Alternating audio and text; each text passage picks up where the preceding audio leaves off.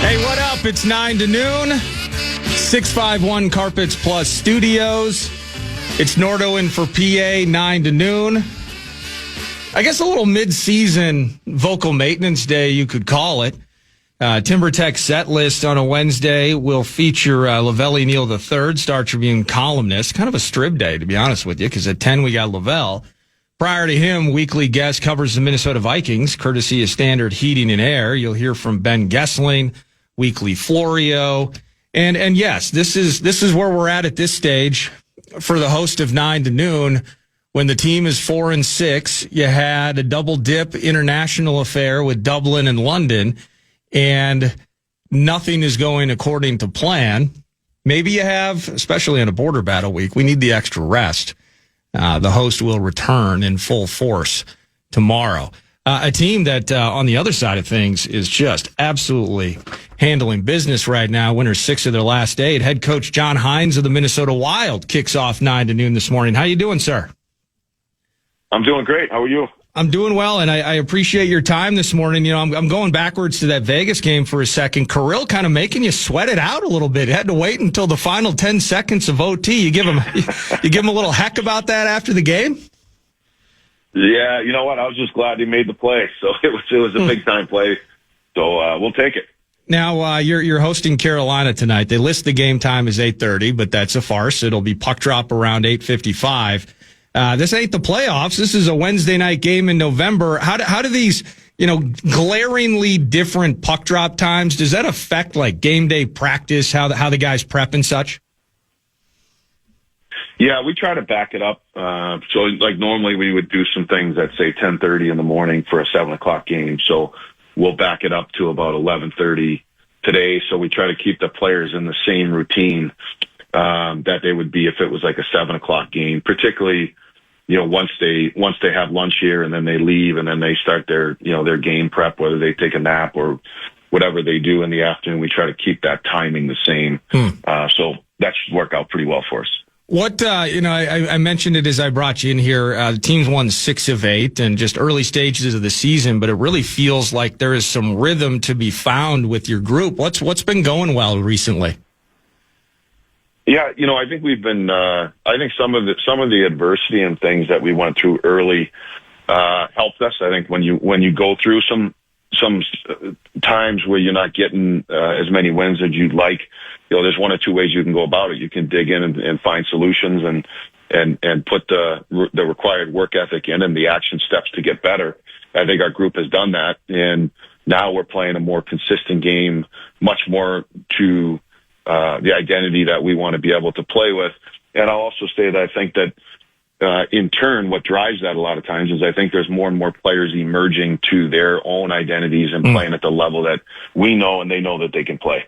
How, as the coach, John, how hands-on or hands-off do you have to get? I guess you can take it however you like.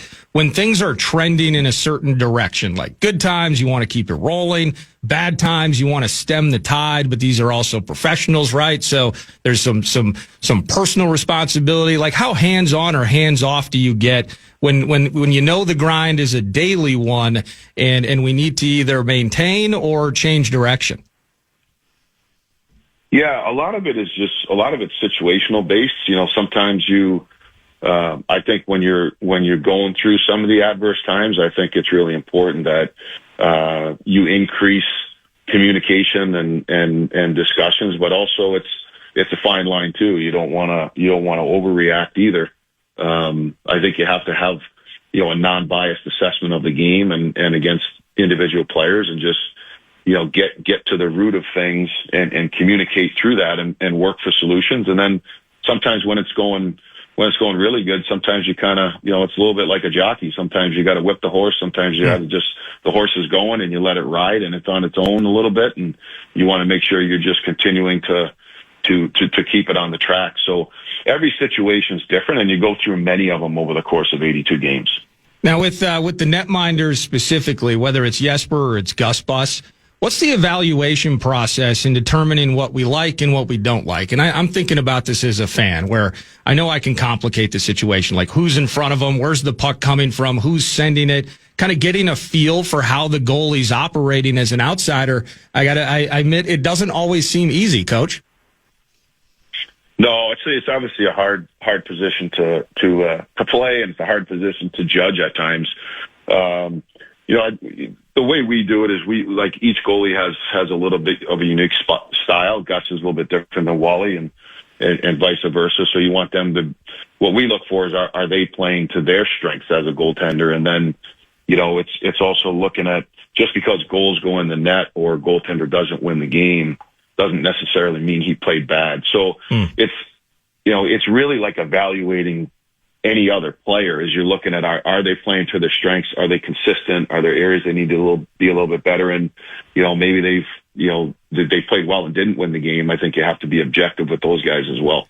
Yeah, I just think about it like from a football perspective, whether or not you're clearly paying attention to the hockey team, but like J.J. McCarthy, this rookie QB for the Vikings, talking about mechanics and how setting a foundation and kind of the fundamentals of playing the position. And you got this rookie, you're trying to kind of unlearn or reteach different things. I imagine whether it's camp in the off season, there's a fair amount of that kind of stuff that can be done. But once you see a trend happening in season, it just seems like it'd be difficult to change course midstream.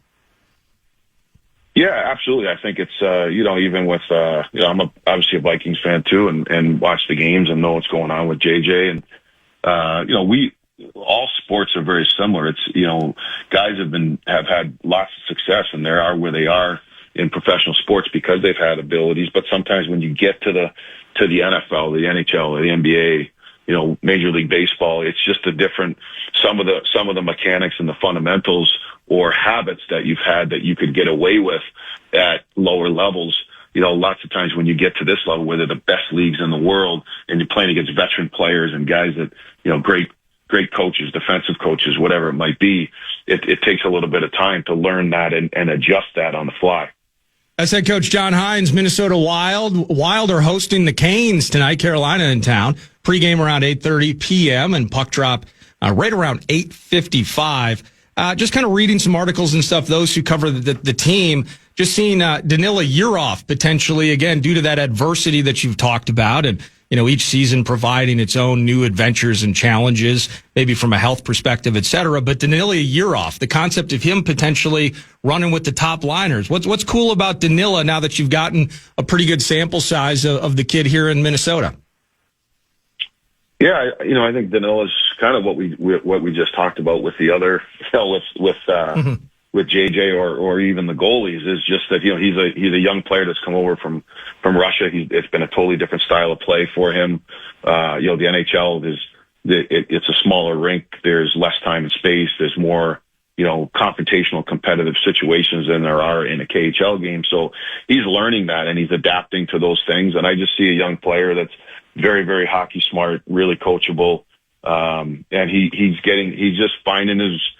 continues to find his way. So it's going to be a good opportunity for him. Obviously we have a couple centers out, so that provides an opportunity to see him in a little bit of a different role. And, I'm excited to see how he plays with those guys tonight. Yeah, you mentioned that, whether it's Rossi, it's Hartman, Tarasenko, not playing center, but all the same, whether it's Nico Sturm. Like, I'm still really excited to see him in the mix, Coach, in terms of that. But, just hanging on here, getting W's and knowing, kind of on the backside, whether it's a week or two, you are starting to get healthier. And that's obviously a positive thing. It is. It's always the thing in sports. I think when you get, we've been hit with some injuries, right from the start of training camp, and it took us a little bit to find our groove. But I think it's about the players that are in the lineup, versus the guys that are out of the lineup. You have to find a way to win, and the guys that are in the lineup have to be able to get the job done. Now, in saying that, I think we've done a very good job of that, particularly in November. But it's always nice when you can get, players back that you expect to be in your lineup and play certain roles. And I think it slots everybody, in the right places for them to be able to play and contribute to the team. So, we'll keep moving forward, and we got a big one tonight, and then we'll see, every day's new. Sometimes you get guys back and sometimes guys come out of the lineup. It's just the daily endeavor. Every day you got to be ready. So whether you got Jesper with a couple of shutouts in a row, Gus played really well and helped get the W against Vegas, who gets the opportunity to beat on those Canes tonight? Wallsted's going to play tonight. Excellent. Okay. Now let me ask you this, another dumb question as an outsider here. How much can you take even from a recent matchup with the Canes? Because it was kind of a weird game. You get 7 goals collectively in the first 21 minutes of the game, and then crickets. I mean, Boldy ties it in the first minute of the second period on the man advantage. Ehlers takes it back, and that's game. Like 39 minutes of attempting to score, and sadly you fall on the wrong side of it. How much can you take even from like recent matchups and maybe kind of a wonky back half of a game like it was before? Yeah, you do take a lot out of it, particularly because we've played them recently. So I think the style of game. Now that game in particular, like you, there was kind of a lot of goals early in the game, and there was a ton of special teams, which took away a little bit 5-on-5. But yeah, you certainly go back to that game and look at the preparation for that game, what worked, what didn't work, and then we, keep tabs on them from the last time we played them till now if there's any different trends, and then you go right back in. So we gain a lot of information from last time we played them. Well, I'm looking forward to seeing your squad get 2 points tonight. I really appreciate all the time you always give us here 9 to noon. Have an awesome day, sir. All right, thanks. Always enjoy it. Have a great day. Thank you. That's head coach John Hynes of the Minnesota Wild. Again, 8:30 p.m. It's this is a Wednesday. Why are they doing this? They're torturing us. Is it because it's the TNT bit? Brett, is that why it is? That would be my guess, yeah. Okay. All right. Well, hey, we got to wait a little longer for the team to, go 7-9, hopefully, and get 2 points against those Canes after losing a couple weeks ago to Carolina. But 8:30 p.m. pregame, 8:55 p.m. puck drop. And who cares where it's at on TV? You can listen to that right here on your home for Wild Hockey, the Fan. And that kicks off 9 to noon. As I mentioned earlier, the TimberTech set list. Parker Fox, you may have stuck around from the Power Trip Morning Show. You heard him in studio with the boys. He's going to jump in studio with me next, talk some hoops. I had Brett find some audio of his continued ascension via Big Ten Plus, analyzing Gophers hoops. So I want to hear how he looked at Chicago State at the barn last evening. Gophers got the W, spoiler alert. But we'll have Parker in. We'll talk some NBA hoops. The Minnesota Timberwolves, of course. Next up, the Wizards, the awful Washington Wizards. And we're going to talk about NBA and just kind of the state of things. As really, you're talking about a muddy Western Conference. Maybe not so muddy. Maybe a little more obvious and straightforward than we initially thought. I'll explain more on that. Mike Florio, Pro Football Talk, he's going to join around 9:40. Ben Gessling, thanks to Standard Heating and Air, weekly guest, covers the Vikings for the Star Tribune. He's in studio at 10. Lavelli Neal, Strib partner in crime. He's going to be in studio at 11. Brett Blakemore produces. It's Border Battle, so we're going to be chatting a little green and gold versus purple and gold. Final hour when Wobble's here. But you are listening to The Fan. Parker Fox around the corner next. Yeah. It's a Wild Wednesday here on The Fan. We're taking your talkbacks for tickets all day long. Use the talkback feature on the iHeartRadio app. Tell us who you think the most important player currently on the roster is for your Minnesota Wild. Send us your talkbacks till 5 p.m. today for your chance to score tickets to tonight's game against Carolina Hurricanes. Full info, KFAN.com. Keyword contests. You can tell right away, Chicago State all over the place defensively. They're going to play hard, they're going to play tough, and they're going to try to make things a little dirty out here today. Oh, yeah. Mismatch on the bid. You got a 5 on, you got a point guard, and you got to find a way to move your feet. Great quickness there from Larvidan to the rim. Finds Tyson. I think you want to slam it home. He'll take an extra dribble and a nice right-handed finish off glass. Yeah, he certainly did. He had ill intentions there as he caught the ball. Thought he should have been fouled. I kind of agree with him. Should have been at the free throw line, shooting one after that one. Yeah, the free throw line's going to be a place that Minnesota wants to absolutely live tonight. You got a smaller team, you got the physical, you got the size advantage. Get yourself in the paint. Yes, threes are good. We need threes. Keep shooting them, but find ways to get in the paint and draw fouls. That is analyst, Big Ten Network, Big Ten Plus, Big Ten Network. Parker Fox at Parker Fox 24 via X. That was part of last night's festivities at the barn. The visiting the plucky Cougars of Chicago State. Frankly, I don't even know where Chicago State is. Somewhere in Chicago. Yeah, I'm gathering. I have no idea. Could you tell me where DePaul is in Chicago? Yeah, I have no idea. Are they still? What is it? Demon Deacons. That was Wake Forest. Oh yeah, that's true. Blue Demons. You can tell I don't watch a lot of DePaul basketball. No, they have been fine. absolutely terrible. Blue Demons. The Blue Demons. Okay, perfect. At any rate, thank you for being in studio, Parker. How was it? How is this process of learning? Like, are you listening back to your own work? Do you have someone that gives you feedback? Because I think about doing my first handful of radio shows, whether it was on the talk station down the hall or finding my way working with PA, what is now like 12 years ago. Wow. Needing feedback. Like, I'm a person, like if I was an actual athletic player, I'd be a person that appreciates tough coaching. Yeah. Like, I'd be more on the Zimmer side. Like, I need to kind of be told that was awful. Yeah. And I need to get better. More so, like, I don't need a shoulder around me and be hugged and get constant affirmation like Brett Blakemore and the Spurs. But feedback wise,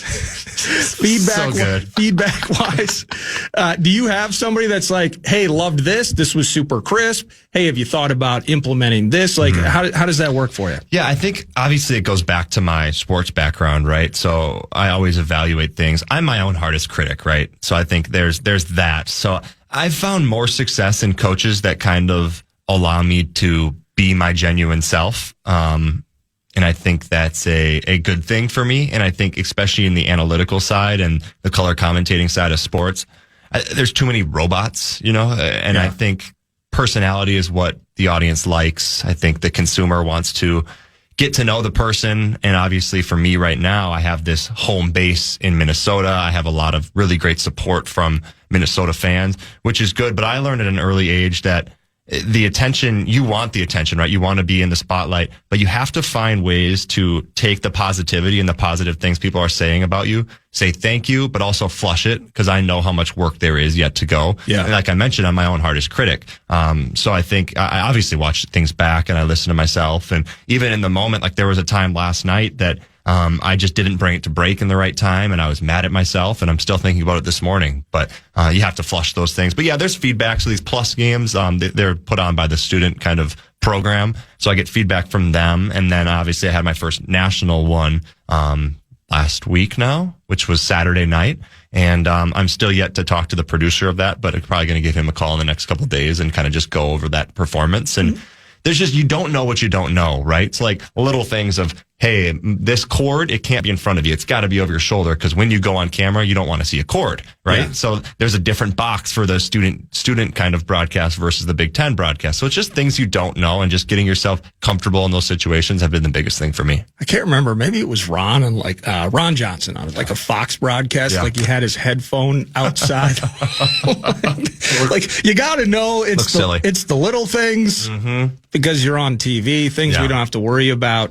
In radio, you as part of those highlights that, again, I'm going to get my money's worth out of this. Okay. I spent $14 on a Big Ten Plus membership. Oh, man. You're going to hear your own voice on highlights for the next 6 months because of that $14. Well, and you can watch Washington versus Incarnate Word. Exactly. So, I mean, look at the value in that. The breadth of opportunity and entertainment and content is really endless for the $14 I spent.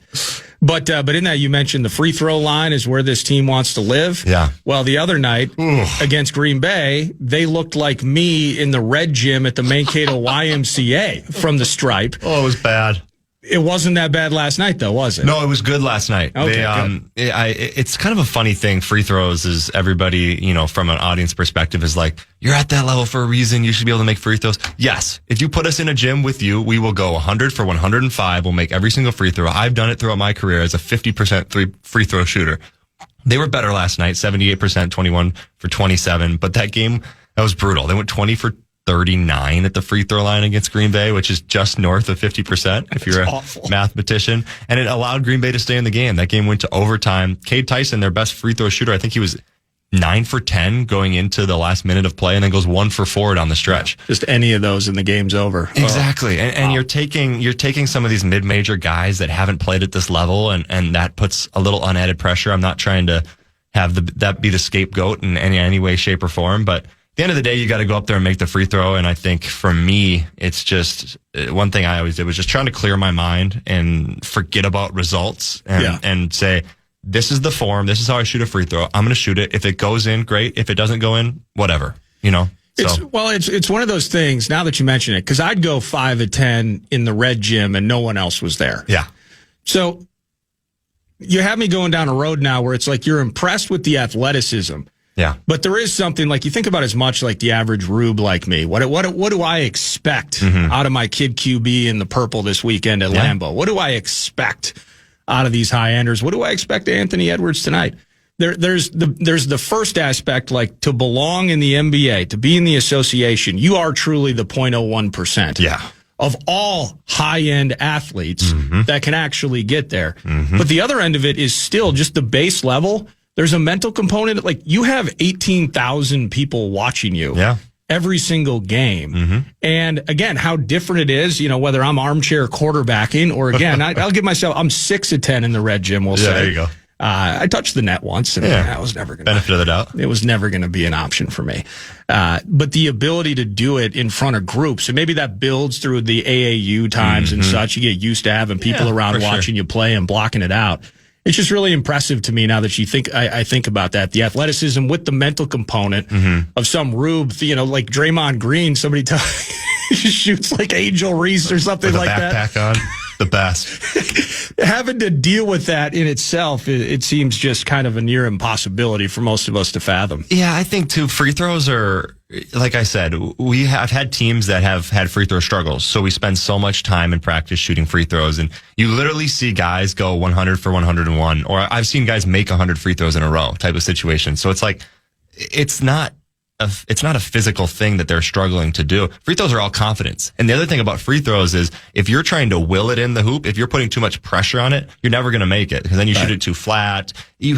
Shooting is such a unique thing. You have to have the arc, right? If you don't have the arc, it doesn't have the chance of, there's the whole analytics of, shooting, whatever it is. Ricky Rubio, though. Exactly. So you just got to shoot it. Right. And so many guys try to aim free throws, and they aim not to miss versus to just shoot it. So I think that's where it comes from. I'm definitely guilty of it. Dude, I used to see a freaking therapist for free throw shooting, like Zoom calls with somebody because I was trying to be too perfect, the whole deal. Really? This is just me, my perfectionism a little bit. No, that's fine. Free throws are, it's something that's haunted me throughout my career, and it's funny to see it kind of coming back into this Gophers roster again. I wonder how many athletes do that. That must be a nice little cottage industry of sports therapy. Oh, dude, what? Like, we're all nutcases somehow. Yeah. But the ability to sell the idea that I can make you better on the court or on the field. Well, and then you add that into the social media era nowadays, and it's just like there's too many guys that judge their performance on what people say about them on social media, and then you're down a whole nother rabbit hole that we don't need to discuss. No, you're 100% right. Okay, well, thanks for entertaining me on that. To the Howl. So the Howl have the awful Wizards in town. Oh, so bad. They should win tonight, heavily favored. I'm imagining double digits. And they'll handle business and improve. The one thing, though, with this team, just kind of within the construct of the West, I mentioned to you off air and ended the previous segment with it. The West started out, to me, just thinking about like how lopsided East versus West, if we're going to go that route. And the Suns dealing with some injuries, like Jalen Green's going to be out a month. I mean, they still have a winning record. The Dubs trying to find their way. We know how bad the Jazz are. We've seen them in person. But a couple of teams that I did not envision being in complete dire straits right now, more than a couple, in fact. The Clippers are just completely cooked. Yeah. The Grizzlies, just new coach, and I wonder how much Ja, and I'm totally losing. Was it Taylor? I forget who the former coach was. That was fired. But I wonder if that has a problem with Ja. Well, I mean, Morant has had several problems over the course of his career. Oh, definitely. But the Mavericks have gone. You hated Nico Harrison. Yeah. Then he's gone. Then you loved him. They get the first pick. They pick Cooper Flagg. Now I can kind of see what this could look like. And now he's been fired. Like, the West is kind of back to the usual suspects, right? Like OKC, the Nugs, Houston, the Lakers, and the Howl. It's kind of interesting. Yeah, you go into the year and you're like, how tough is the West going to be? Just like you said. And I thought the Clippers were going to be a better team. They've dealt with a little bit of injuries as well. But yeah, Memphis, like you mentioned, there's just a whole lot of nothing going on. They're trying to figure out, hey, can we get something really good for Ja? Where would Ja like to go? The Kings are terrible. The Pelicans are terrible. The Mavericks can't stay healthy. So then you kind of get into that playoff. And you're looking at the Jazz, who are a 5-win team, Portland, who's kind of a gritty team, but they had the whole bit with their coach and Chauncey Billups and gambling and stuff. So it's trouble in paradise there at Portland. You go to Golden State, they have their usual thing going on. But if you're a Timberwolves fan, you got to be happy about what's going on. The only team in front of you that you're really worried about is truly the Thunder and the Nuggets. Obviously, this Rockets team has a lot with Kevin Durant, but there's no reason why we can't kind of skip the Spurs there. Wemby's out for the next couple of weeks, so I imagine the Wolves kind of find a way to find that 5 spot. But we got to beat teams that are ahead of us, right? We're 0-5 against teams with a winning record, something that's not acceptable if you're trying to be a playoff caliber and a Western Conference kind of team. So we've had a pretty light schedule too throughout the start of this thing. But and it's going to continue to be light, man. Yeah, I mean, it's the Wizards tonight. We talked a bit about this yesterday. Like in a Western Conference, it was just this last year. Mm-hmm. One win separated like 5 teams in standings. Yeah. So dropping a game to the Wizards in November sounds meaningless. Actually, it could mean everything 6 months from now. But you got Sacramento in a few days. Mm-hmm. OKC and Boston will be tough. Boston they're trying to figure things out with Jalen. I don't know. I think they're just okay right now, to be honest. But San Antonio, you're going to get them probably without Wemby. Yep. Oh, and then you get 2 against the Pels. 2 free ones. And then the Clippers have quit. There's Memphis in the mix there. Who knows if Ja will be on the team or playing. Yeah. Feast on these bad teams and run it up, right? Yeah, if you look through December, there's really only 4 games that make me nervous. Milwaukee, you're always going to be nervous with Giannis Antetokounmpo, but you get Oklahoma City twice, 1 home, 1 away. Ooh. You get Phoenix 1 home, 1 away. They could steal one, but Cat 2 days before Christmas, the Knicks in town. That's an interesting one, that's for sure. That's that homecoming type for Cat. I'm sure he's going to have a 40 ball. It's just obvious. But yeah, if you look at December. Do you think Joker wears a Santa cap on Christmas? Like, I'd love to see Joker in a Santa cap. We're playing him on Christmas. Are we really? Yeah, it's there, right? It's a 9:30 game, Mile High. Yeah. Oh, wow. Ball Arena. Yeah, I wonder what he's doing after the game. He's going to celebrate? I think he goes and he probably opens some presents. He's got a couple of little kids now, doesn't he? Yeah, I think so. And he's got the family life. His brother and dad are seemingly at every game, and they sat right next to us at one of the playoff games in a suite, and we were up in the media seats. The size of his brother, just the shoulders. It's like that Eddie Hall guy, the strong world strongman or whatever. It's just different when you look at their shoulders. It's like there's 5 of my shoulders in one of your shoulders. It's crazy. Do we know what his parents look like? Because I picture almost that's like Teenage Mutant Ninja Turtle stuff. Like they're growing up in Serbia or wherever, and they just stumbled upon some weird ooze, and now they're just freaking giants. I don't know what's going on. Who knows? Yeah, I don't know. But Wolves tonight gonna get the W. Last thing, and I guess maybe this bears more conversation in the future.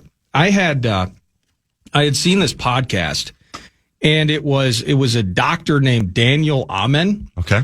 And he apparently had treated or done a podcast with Julius Randle, and they were talking about marijuana. And basically kind of the idea, Randall's like, marijuana was affecting my family life. I thought I was playing better with marijuana, but he's out. And I don't know how recent that is. Maybe I'm just late to the party on that. Yeah. But how rampant is marijuana use in hoops? Oh, it's huge. Yeah. Is it just ubiquitous? Like that's because the NBA allows you can use it. They don't test for it. No testing for it. I've played with a handful of guys throughout college that loved their marijuana. Julius Randle was one of the guys known for being very pro cannabis. I think it was just like September that he cut it out. I think this is the first season he hasn't played underneath it. I doubt that you can go find specific stats that say, oh, he's playing so much better on or off weed. Probably not.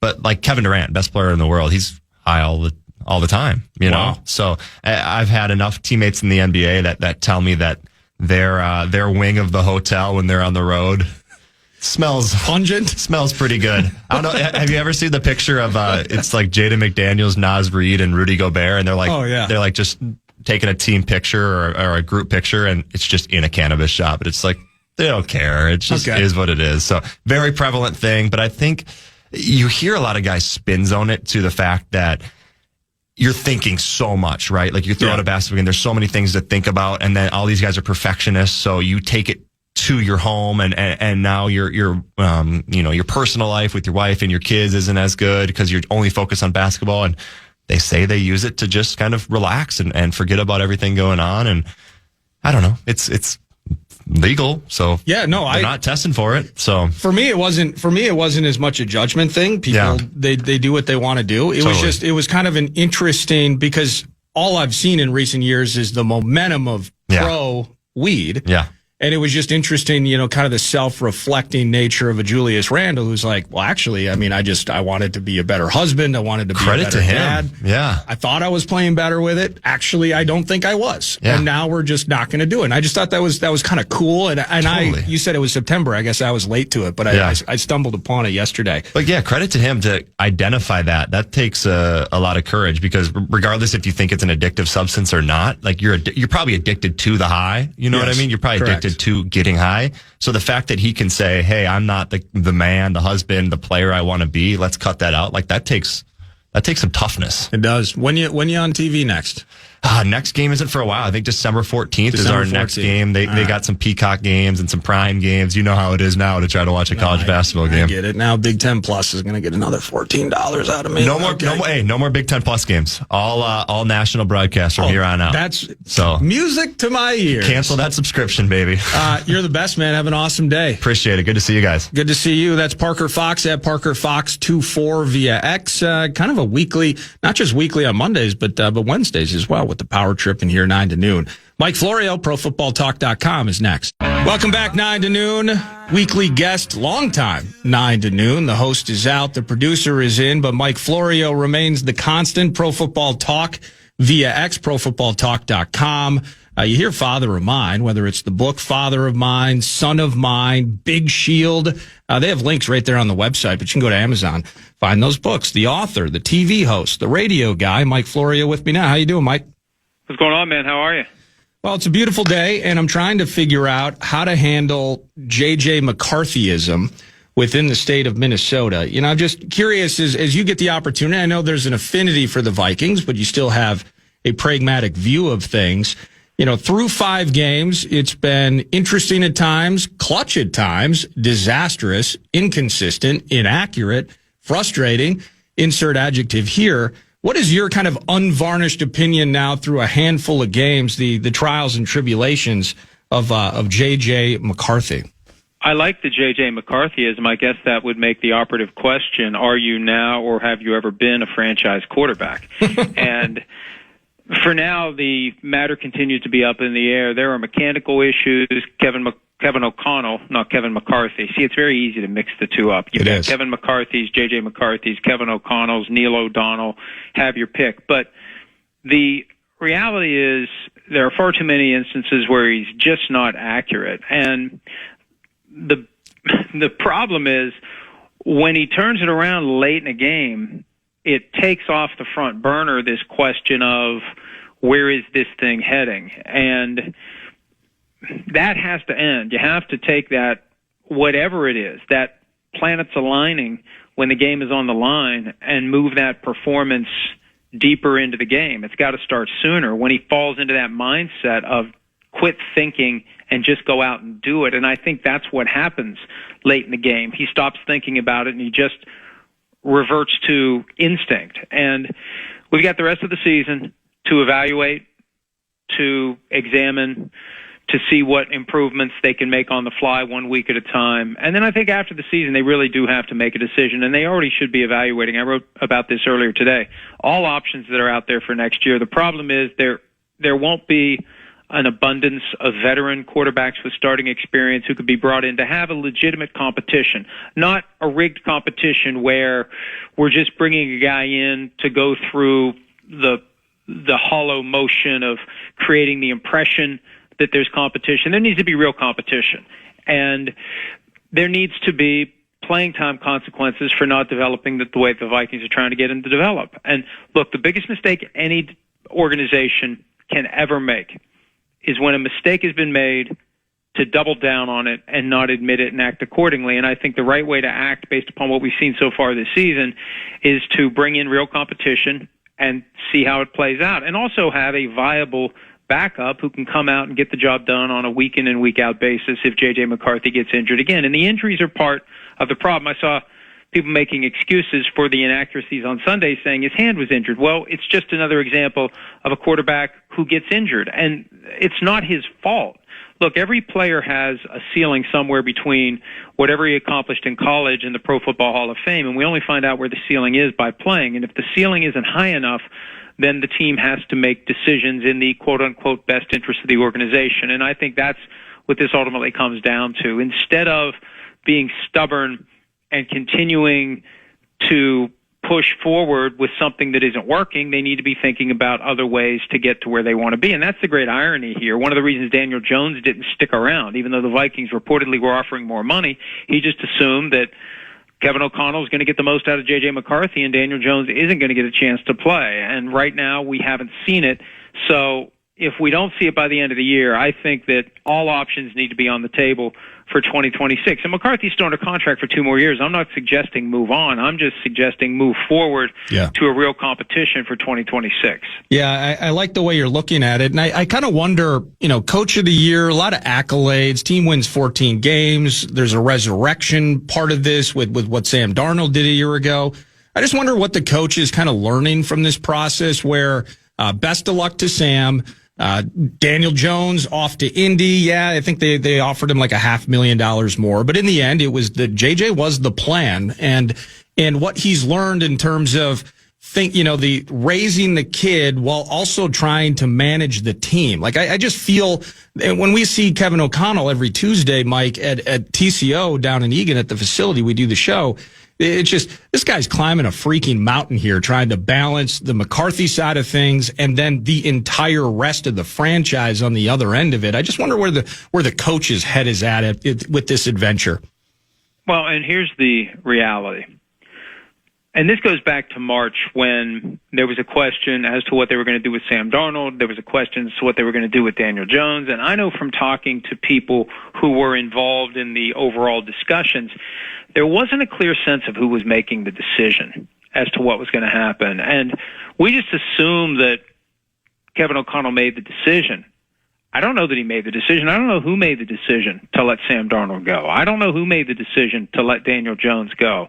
I don't know who made the decision to move forward with a guy who was a work in progress with a team that was good enough to get to the brink of the number 1 seed last year. But that's the decision that was made, and O'Connell's the one who's expected to make chicken salad out of it on the fly, 1 week at a time, 1 game at a time, complicated by the fact that the quarterback got injured in week 2 and has missed multiple games and continues to get banged around from time to time, and that continues to be one of the key ingredients in becoming a franchise quarterback. You've got to be available far more often than you're not to ever earn that label. You got to be on the field to make the kind of throws and win the kind of games that will get people to say, there's a top 10 guy, there's a top 5 guy. So O'Connell, hey, he got his extension. He took his extension. He didn't have to take the extension. There was a lot of talk last year, and I don't know how much of it was leverage or PR, but there was a lot of talk last year that if I don't get my extension, I'm just going to finish my contract and become a coaching free agent, something we rarely ever see. But that got him the deal. He took the deal. So now this is the hand that he has accepted. It isn't the hand he was dealt. He knew what the cards were when he decided to stick around. So I assume he has a plan, but at the end of the day, he's not out there on the field making the plays happen. And we're never going to be privy to what the private thoughts and communications are. He's going to protect the team, as all coaches should do, but you have to wonder what's going on behind the curtain and what the conversations are about the future. And I think it would be naive and it would be foolish for the organization to not be asking themselves the tough question of, did we make a mistake? And if we did, what are we going to do about it? And I think the first thing they can do about it is protect themselves against the possibility that the mistake continues, if it is a mistake, into next year by having the most viable veteran presence they can who can step in and play either because of injury or ineffectiveness. That's Mike Florio, Pro Football Talk, ProFootballTalk.com. Books, TV, radio, doing it all. How about these Bears at 7-3? I mean, I'm down on my 4-6 operation. I got to figure out how to, sell an idea of a victory in the border battle. Bears just beat us, but there's 7 wins, including our L. 1947-1 from a win-loss perspective, the 7 teams they've beaten. So belief makes them dangerous, but are they a factor? I still think the Lions are the class of the North. What do you think? Well, and it's stunning that the Lions are 6-4. It's one of those where when you see their current record, you have to look at it and say, wait a minute, is that a mistake? They're 6-4. They've lost twice as many games as they lost in 2024, but it's the reality. And the Bears have gotten themselves into great position, starting 0-2, getting thumped by the Lions in Detroit 52-21. They've gone 7-1 since then. Now, some of those games, rabbit out of the hat. 25-24, identical scores against the Raiders and the Commanders. Games that easily could have gone either way. The Commanders were getting ready to ice that game until the wet ball popped off of Jaden Daniels' hands as he was trying to execute a handoff at a time when it felt like the Commanders were going to win that game. Yeah. So the Bears are in great position, but at the same time, we have to be cognizant of what's coming up. Steelers coming to town this weekend. I don't care if it's Aaron Rodgers or Mason Rudolph or Will Howard or Terry Bradshaw playing quarterback. The Steelers are going to be a tough team for the Bears to beat, regardless of where they play that game. Then they're at the Eagles for the Black Friday game. They're at the Packers. They play the Packers again. They have a game against the Lions. They go to the 49ers, Week 17. They've got some tough games coming up. And, you know, it's one thing to pull out a late victory against a lesser team. You get yourself behind late against an elite team, it's a much tougher task to pull that victory from the jaws of defeat. And we could see a correction coming from the Bears as soon as this Sunday, especially if Rodgers gets a chance to go back to Soldier Field one last time. And I don't know if he's going to play or not with the fracture in his wrist, and Mike Tomlin was non-committal about it yesterday, but they haven't closed the door on Rodgers playing. You know Rodgers is going to want to play that game. You know he's going to want to win that game with the team that he has claimed for years he owns. Hey, I just refreshed your website and saw that piece that you put out this morning. You mentioned it. Mac Jones could become Minnesota's J.J. McCarthy insurance policy in 2026. Now, people can go to the website and read it. But Mac Jones in particular, as Brock Purdy returns, the NFC West is super fascinating to me from Shanahan, well-coached team, dealing with QB injury and pushing forward, and they're getting healthier, getting better. Rams, we got an MVP candidate in Stafford with the defense is even better than Vikings fans felt the brunt of in the 9 sacks last year against them in Arizona. And then Darnold's doing his thing in Seattle. Like, that division is stacked, man. Well, and one of the reasons why the division is thriving is one of the reasons why the NFC North last year had 3 playoff teams who kind of ran roughshod. It's that weird reality of the schedule where 8 of your 17 games every year are determined by a rotation through the 4 divisions of the other conference and the 3 other divisions of your own conference, and it lined up just perfectly this year for the teams of the AFC West. And they get 8 games, 8 winnable games against the teams of the AFC South, and I think they play the 4 teams of the NFC South this year. That's almost half of your schedule. That's not bad. With games that you look at and say, okay, we can go 6-2. So what it does, it doesn't change the race in the division, but it does give the 49ers an edge because they got the 4th place, which gives them 3 easier games than the Rams are getting at the top of the schedule. But it gives all those teams a better shot at stealing one of the wild cards. And I won't be surprised if we see Rams, Seahawks, 49ers all in the playoffs, just like we saw Lions, Vikings, Packers all in the playoffs last year. Yeah, I agree with you there. Hey, last thing, and it's kind of off NFL, though, but Deion Sanders, I saw you put something out, health issues. The kid Star and Travis Hunter are gone. The Buffs record is awful. They're like 3-7, 3-8, I forget, but bad record and all. How long do you think Deion might be getting to a point with all this health stuff, not having Shadur and such there, that maybe he just says, I got to chill. Like, I got to take care of myself and maybe end this. You think that's imminent or a possibility that Deion just says, I'm getting out of the spotlight for good? There's already some talk swirling that he could retire after the season. Now, that's hardly high-level dot connecting. It's fairly obvious that that's got to be on the table when you consider he's dealt with bladder cancer and he continues to have other health issues that impact the ability to go out there and really go all in as a head coach. But he said yesterday that they've got the right man for the job, and he signed through 2029. He got a 5-year, $54 million extension after the 2024 season. So, it could be that after next year, or maybe during next year, the Buffaloes decide to be the latest program to bite a multi-million-dollar bullet and then move on. But yeah, it all comes down to players. And college football has been revolutionized by the transfer portal.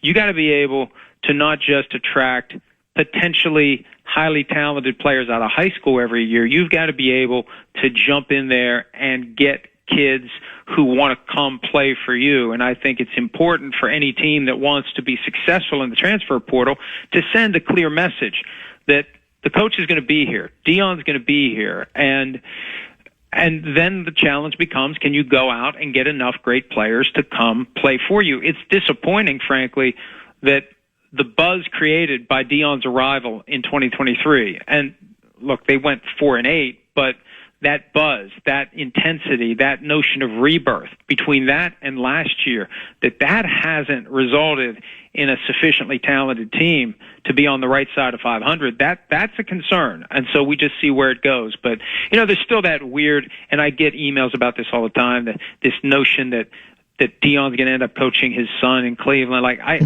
don't put anything past Jimmy Haslam, but at the same time, that seems extremely far-fetched. I think the real question is whether or not he chooses to walk away after this season. Based on what he said yesterday, it sounds like he isn't, but he wouldn't be the first coach who said into a microphone one thing and then secretly had a different plan. Yeah, I think you're on the right track there. Hey, thanks as always for your time, man. I really appreciate it, and terrific work as always. We'll have you on with PA again next week, I hope. All right, see you, pal. Have a good week. You too. That's Mike Florio, Pro Football Talk, ProFootballTalk.com. It's father of mine. It's son of mine. It's Big Shield. He's got all these books, got the podcast, got the whole thing. Go to the website, ProFootballTalk.com. When we return, speaking of websites, how about Star Tribune? The Minnesota Star Tribune, and Ben Gessling, who covers the Vikings for said Tribune. He's going to be in studio thanks to Standard Heating and Air next, second hour ahead on the Fan.